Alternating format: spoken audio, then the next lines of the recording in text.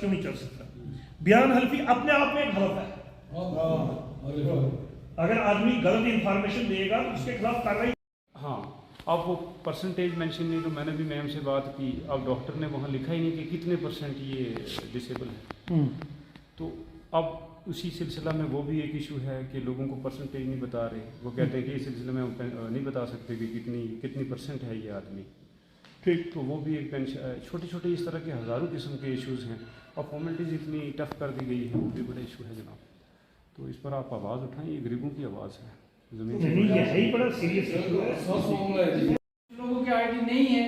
उसके बारे में हमने कल भी बात की, हमारी मीटिंग हुई थी डायरेक्टर मैडम की। NIC की जो ये हमें अपलोड करने का बताया गया था, उसमें उन्होंने कहा कि जो BHH लिखा होगा या AAY अंत्योदया, उसके अलावा और कोई भी राशन कार्ड जो है वो नहीं चलेगा। यानी मतलब ये कि पेंशन सिर्फ अंत्योदया वाले को मिलेगी, मतलब BPL वालों को भी मिलेगी, बल्कि हैंडीकैप के लिए उन्होंने APL बंद कर दिया था। अब APL भी वाले भी वो भर सकते हैं, सिर्फ हैंडीकैप के लिए, सिर्फ डिसेबिलिटी लोग जो हैं। सिर्फ जो उन्होंने जो ID वाला राशन कार्ड निकलता है ना, उस पर BPL नहीं होना चाहिए, BPHH होना चाहिए। सर वो पहले उसको फैसिलिटी मरीज, उसके बाद उसको वकील के पास जाना है, फिर वो फीसें तमाम अदा करनी है, फिर उसको जज तक पहुँचना है, फिर उसको जज तक पहुँचना है, फिर उसके बाद जज जो है दूसरे कामों से फारग होगा तो उसके बाद जज को वही करेगा। आज का प्रोग्राम ही थोड़ी मीटिंग वो 20 साल से गायब है। अच्छा, अब मिसिंग है जी। फिर उसकी पहले तो बेचारी की पेंशन ही नहीं लग सकती थी। फिर उस वक्त में तो सरपंच का लिखा हुआ होता था या किसी का भी लिखा हुआ, तो उसके मुताबिक हम लोग उनकी पेंशन लगा देते थे कि इसका कोई है ही नहीं है। अब जो उसमें जो परेशानी आई है, उसको डेथ सर्टिफिकेट नहीं है। अब एक विडो का जो है वो डेथ सर्टिफिकेट ज़रूरी है। ऐसे तो मैंने बात की तो वो तो कहते हैं कि 1947 से बाद मेरी कार्ड में मौजूद है, बाकी विडोज जो हैं उनको तो मिल जाएगी, लेकिन जो मिसिंग है उस बेचारी का क्या होगा। या कोई औरत डाइवर्स है, डाइवर्स के लिए परेशानी आ रही है। डाइवर्स जो है उनको भी मतलब एक बार किसी ने तलाकनामा किसी कागज पे दिया था, वो गया, इस वक्त गायब हो गया है। वो कहती है कि मैं दोबारा कहाँ से वो रिपोर्ट लाऊं। ठीक है ना। ये कुछ लोगों की हमें भी परेशानी आ रही है, उनके लिए। तो बाकी जो है वो बाकी लोग हमारे पास आ रहे हैं ऑनलाइन। मैं बस थोड़ी देर में निकलता हूँ, एक मीटिंग मोबाइल उसका भी अच्छा है, मोबाइल कैमरा। सोशल वेलफेयर की तरफ से एक मीटिंग की गई आज, क्या मकसद था इस मीटिंग का?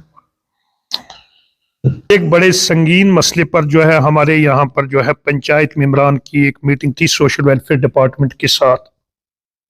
वो संगीन मसला ये है कि आज तक अगर कहीं पर बड़ा मुलाजम सरकारी परेशान था, बड़ा ठेकेदार परेशान था, बड़ा कोई कारोबारी परेशान था, आज जम्मू कश्मीर सरकार की वजह से जो एक गरीब माजूर और बुजुर्ग लोगों को पेंशन मिलती थी, आज उनको भी एक परेशानी के अंदर जो है वो सरकार ने मुब्तला कर दिया। उसकी मिसाल में यह बताऊं कि एक नया हुक्मनामा जो है Jammu Kashmir social welfare department की तरफ से आया है, जो हमारे मुतल्लिका मुलाजमीन हैं यहाँ पर, उनके पास आया है कि पेंशन वागजार करने की खातर बुजुर्गों की पेंशन जिसकी उम्र 90 साल या 95 साल है, माजूर लोगों की पेंशन जो है दोबारा से वागजार करने की खातर डोमिसाइल सर्टिफिकेट पेश किया जाए। यानी जिनकी पेंशन ऑलरेडी चल रही है, मैं उनकी बात कर रहा हूं, उनको अब दोबारा से रहाइश का सबूत देना है, उनको दोबारा से डोमिसाइल देना है, उनको दोबारा से अपनी उम्र का सबूत देना है कि भाई साहब उनकी उम्र का सबूत जो पहले जिस वक्त डॉक्टरों के बोर्ड ने दिया हुआ है, वो भी तो जम्मू कश्मीर की सरकार के ऑफिशियल्स ही थे, वो भी तो जम्मू कश्मीर के डॉक्टरों का ही बोर्ड था। उसके बाद उनको दोबारा से अपनी डेट ऑफ बर्थ का सबूत देना है, म्युनिसिपैलिटी से देना है, कहां से देना है उनको डेट ऑफ बर्थ का सबूत। उसके बाद उनको आधार कार्ड जो है, चलो जी आधार कार्ड एक बात हम मान सकते हैं कि आधार कार्ड एक नई चीज थी, अगर उसको लिंक करने की खातिर आधार कार्ड मांगा जाता तो हम मांगते। उसके बाद बैंक की कॉपी का जो है, जो ऑलरेडी उसका लगा हुआ, ऑलरेडी उसकी पेंशन चल रही है, उसी बैंक अकाउंट में उसकी पेंशन जा रही है, उसके लिए बैंक की कॉपी का दोबारा से पेज मांगने की जरूरत क्या है। उसके बाद आप देखिए कि एक बयान हल्फी देना है, बयान हल्फी जिसमें उसने यह बयान करना है कि मैं किसी और महकमे से कोई पेंशन नहीं ले रहा हूं। ओके फाइन, यहां तक हमें इसमें कोई एतराज नहीं है, लेकिन यह बयान हल्फी किससे टेस्ट करवाना है? जज साहब से। क्या तहसीलदार साहब मजिस्ट्रेट नहीं थे? बयान हल्फी अपने आप में एक हलफनामा था, वो अपने आप में अगर एक जो है नोटरी अटेस्टेड भी चल सकता था। अगर कोई बयान हल्फी में गलतफहमी या गलत बयानी से काम लेगा तो जाहिर सी बात है कानूनी कार्रवाई उसके खिलाफ की जा सकती थी, तो भी की जा सकती थी। लेकिन बदकिस्मती से मैं ये सीधा मानूंगा कि यह जम्मू कश्मीर की सरकार से एक ऐसा कदम है जहां लोगों को जो है पेंशन से महरूम किया जाए किसी न किसी बहाने से। तो हम ये कहना चाहते हैं कि सरकार को इस किस्म के हुक्मनामे निकालने से पहले कम से कम अपने माइंड को अप्लाई करना चाहिए कि साहब 90 साल उम्र के आदमी को आप आज तहसील सोशल वेलफेयर ऑफिसर, मैंने आज ब्लॉक सुरनकोट और ब्लॉक लसाना के हमारे जो PRIs हैं, जितने सरपंच हजरात हैं, उनको मैंने आज बुलाया था। हमारी पेंशन का जो हमें एक आर्डर आया है कि हमारे हर जो भी बेनिफिशरी हैं हमारे पेंशन ले रहे हैं कि उनको पेंशन जो है अपनी ऑनलाइन करवानी है।